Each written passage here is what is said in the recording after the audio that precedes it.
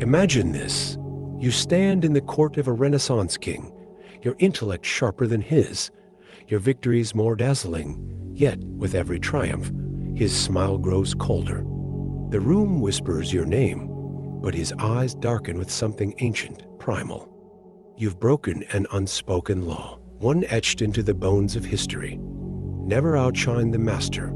Why does excellence provoke not admiration, but vengeance? Why must the flame dim itself to avoid being snuffed out?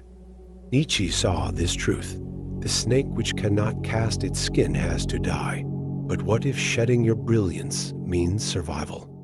What if power demands not just strength, but the silence to wield it? The paradox festers. To rise, you must first learn to kneel. And the question burns, how far will you bend to avoid breaking? The king's silent fury is no accident. It is the inevitable reaction of a fragile ego confronted with superiority. Nietzsche called it ressentiment, the venomous envy of the weak toward those who threaten their dominance. Carl Jung saw it in the shadow self, the buried rage of those who cannot tolerate being surpassed. This is the dark undercurrent of human hierarchy. Power does not reward merit alone, it demands submission. The master tolerates competence, but never a challenge to his primacy. History's graveyards are filled with those who forgot this truth. Geniuses exiled, favorites fallen, their only crime being too much, too soon. Why does this instinct persist? Because authority is a delusion, a collective agreement as fragile as glass. And nothing terrifies the powerful more than the one who exposes the cracks. The question is not if you will outshine them, but when and how you'll survive it. Consider the silent toll of this law, the artist who dulls her vision to please critics, the scholar who withholds his boldest theory, fearing academic scorn. Every day, brilliance is clipped like wings before flight, not by force, but by the unspoken dread of provoking the insecure. Cognitive science reveals our hardwired bias, the tall poppy syndrome, where groups instinctively cut down those who rise too high. Cultural conditioning teaches us to equate humility with safety, but Nietzsche warned, the higher we soar, the smaller we appear to those who cannot fly. Yet the greatest cost is unseen, the unrealized revolutions, the masterpieces never painted, the truths swallowed in silence.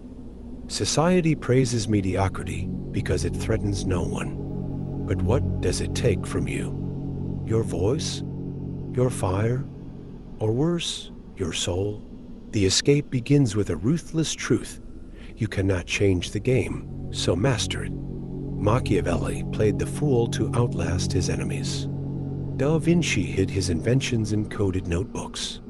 They understood law when not as surrender, but as strategic theater. Here's the rebellion. Make your brilliance useful, not threatening. Frame innovations as the master's inspiration. Let them take credit while you take ground.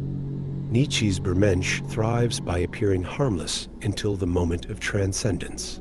History's true victors, the Medici, the Franklins, the Sun CS, knew this. Power belongs to those who make their light seem like a reflection of others' glory. The question is no longer, how do I hide? But how do I illuminate the path while they mistake it for their own torch? Now strike, but make them beg you to. The ultimate truth, when the mask becomes the masterpiece. The master's greatest weakness is this. He needs your light to sustain his illusion of power. Without you, his court grows dim. Nietzsche's Zarathustra whispers, you must become not merely the player of the game, but the architect of its rules. Here is the alchemy of true dominance. Let them claim your victories while you quietly claim their foundations. The Medici funded artists to control Renaissance thought. Steve Jobs let rivals laugh at the iPhone until they awoke in his world. The final law is paradox itself.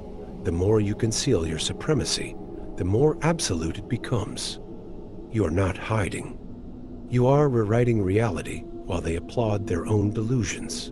Now, look down. The throne you were told to kneel before, you built it. and the master. He never realized he was your pawn. The game was never fair. But now it is yours.